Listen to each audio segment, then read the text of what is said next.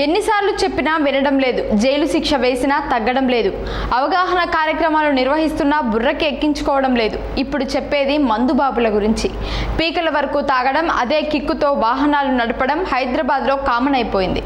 ప్రమాదాలు జరుగుతున్నాయని మీడియాలో ఎన్ని వార్తలు వస్తున్నా భయం భక్తి లేకుండా ప్రవర్తిస్తున్నారు. జూలై 1 నుంచి జూలై 10 వరకు అంటే జస్ట్ 10 రోజుల వ్యవధిలో సిటీ వ్యాప్తంగా నిర్వహించిన డ్రంక్ అండ్ డ్రైవ్ తనిఖీల్లో పెద్ద సంఖ్యలో మందుబాబులు పట్టుబడ్డారు. మద్యం సేవించి వాహనాలు నడిపిన 1614 మందిపై పోలీసులు కేసులు నమోదు చేశారంటే పరిస్థితి ఎలా ఉందో అర్థం చేసుకోవచ్చు. ఇలాంటి కేసుల్లో కోర్టు వరకు వెళ్లి చార్ట్ షీట్లు దాఖలైనవి 992 ఉన్నాయి. వీరిలో 55 మందికి 15 రోజుల జైలు శిక్ష వేశారు న్యాయమూర్తులు. 8 మంది డ్రైవింగ్ లైసెన్సులు రద్దు చేశారు. కాగా తాగి వెహికల్స్ నడిపిన మందుబాబుల నుంచి 21,36,000 రూపాయల ఫైన్ వసూలు చేశారు పోలీసులు.